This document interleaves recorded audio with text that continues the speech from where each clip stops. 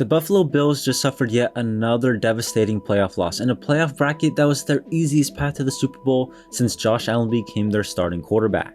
It's extremely difficult. I feel like I let my teammates down tonight. No Patrick Mahomes, no Joe Burrow, and no Lamar Jackson. Just a bunch of inexperienced quarterbacks in the postseason that Josh Allen should have been able to get past. But that wasn't the case on Saturday in their loss to the Denver Broncos and second-year quarterback Bo Nix, who unfortunately will be out the rest of the season as well with a broken bone in his ankle. Not good news. On the second to last play in overtime, Bo fractured a bone in his right ankle.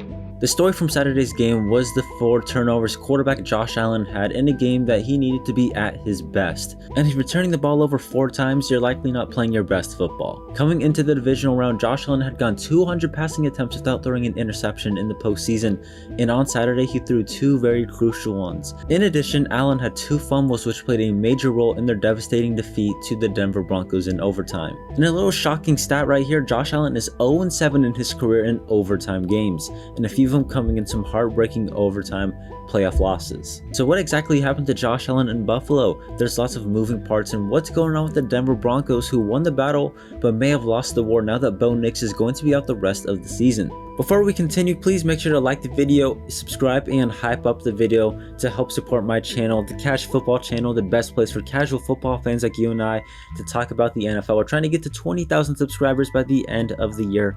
We're super close to 16,000. Also, let me know your thoughts on the Broncos and Bills game down in the comments below. Really curious to see what all you guys have to say. I'm KAJ, and let's dive into the video.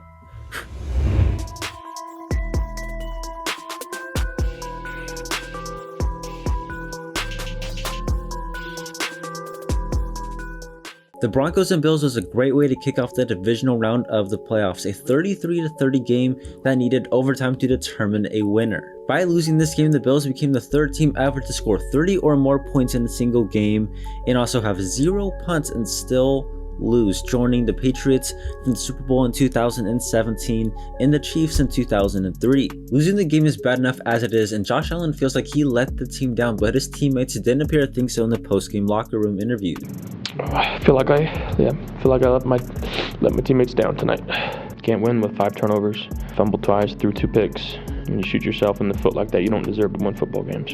He said he feels like he let you guys down. How do you react when your quarterback who's done so much for you says that to you guys? He let us down. It's crazy to think that the Bills never punted one time in this game. Either they were scoring, or unfortunately if you're a Bills fan, they were committing a turnover.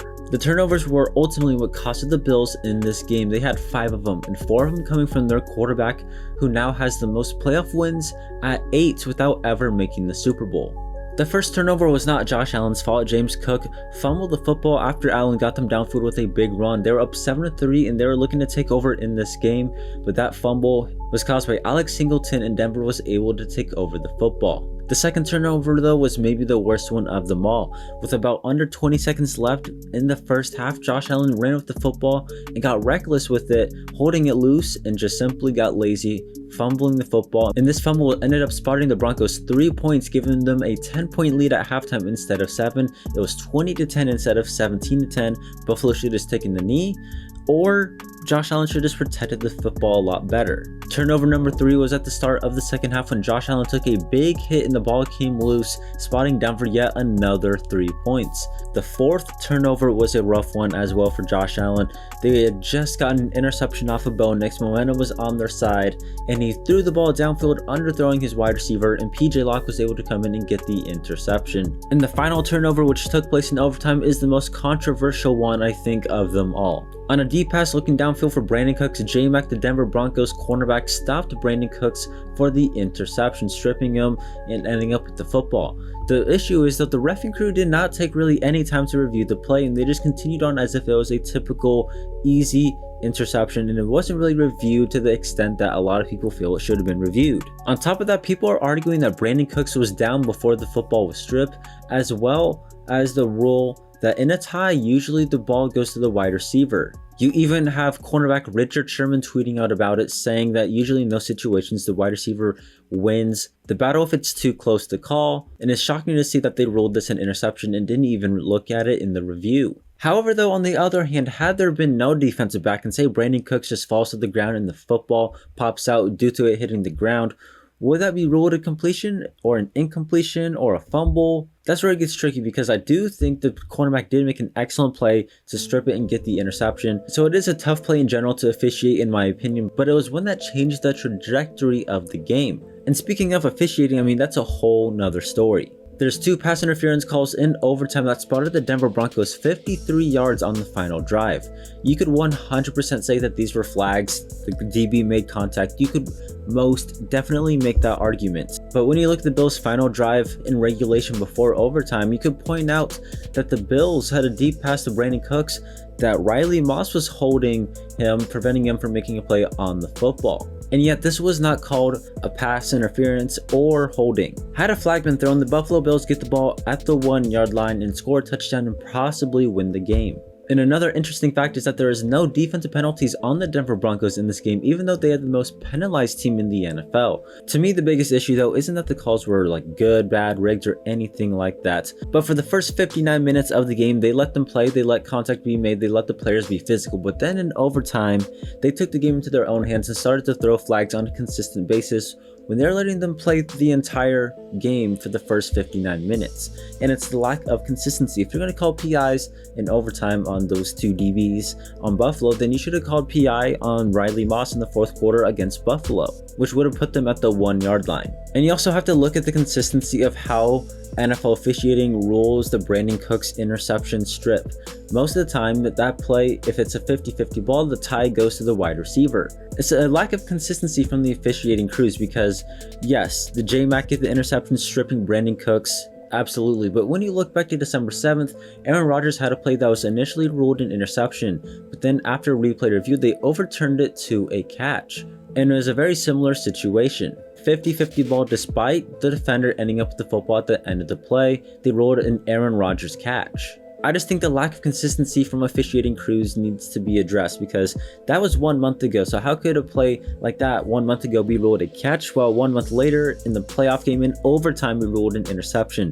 It's a lack of consistency, and it feels like the rules change on a week-to-week basis. All that being said though, you can have your questions and doubts about the ref and crew, but you shouldn't take away anything from the Denver Broncos, who deserve credit for beating Buffalo. And speaking of officiating, I mean, there's a holding penalty that Sean Payton pointed out on the Bills' opening drive in overtime that had it been called a holding in the end zone, it would have been a safety and Denver would have won. So there's just a whole bunch of weird missed calls and everything like that from this officiating crew. Denver's defense came out with 5 turnovers versus a team that went 8-0 when they didn't have a turnover this season, and 11-1 when they had 1 or fewer. So Denver knew the recipe to win this game: force Josh Allen and the Buffalo Bills to turn the football over. Offensively, the Broncos were able to move the football despite losing Pat Bryant and Troy Flinken at the wide receiver position, and still found ways to get RJ Harvey involved in the passing game and Cortland Sutton towards the end of the game when it mattered most. Bo Nix did what he's done all year, and in the biggest moment delivered a dime to his wide receiver Marvin Mims with under a minute left in the regulation.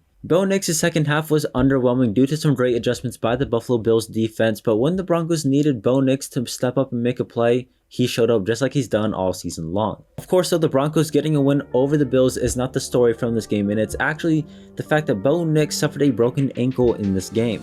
Not good news. On the second to last play in overtime, Bo fractured a bone in his right ankle.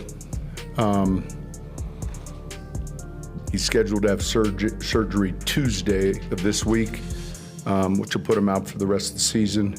Bo Nix is going to be out for the rest of the season, and backup quarterback Jarrett Stidham, who hasn't thrown a pass in a game since late 2023, will be starting in the AFC Championship either versus the Texans or the Patriots, and his final throw was actually an interception in 2023. I think I speak for all of us when I said when we all heard this news, it was jaw-dropping, because he finished the game and seemed fine. He did an interview after the game, no mention of it. But when you look closer at the replays, you could tell he was a little bit in pain. He was injured on one of the last plays of the game before kicking the game-winning field goal, possibly on a QB-designed run, and awkwardly got up. And then when you look at after they were spotting the football before the field goal, he got off the field feel gingerly as well again. Clearly something is off, and now that we know, it's so hard not to miss it. You gotta feel horrible for Bo Nix, who has been getting questions and has been doubted all season long, being called a fraud, being carried, and in the biggest moment showcased that he could be a baller and one of the better quarterbacks in the NFL, only for him to have that taken away from him and not have the opportunity to play in the AFC Championship. Denver will host the winner of the Texans and Patriots game. Either one will be a tough matchup for Jarrett Stidham, who hasn't gotten a start in nearly 2 to 3 years. Do you want him to play against the #1 defense in the Houston Texans? Or would you rather him go up against the New England Patriots, who have a high-level offense and have the #3 scoring defense in the NFL in terms of points allowed per game? It's going to be a tough matchup either way, but Jarrett Stidham isn't a horrible backup. He's capable QB in the NFL, and given how good the Broncos roster is, I don't think we can rule out the Broncos even without Bo Nix. Sean Payton is a good coach. He's going to put him in positions to win, and Sean Payton believes Jarrett Stidham can help him out and get the W as well. Yeah, he's ready. I said this beginning of the season. I feel like I've got a two that's capable of starting for a handful, a number of teams, and I know he feels the same way. So watch out, just watch.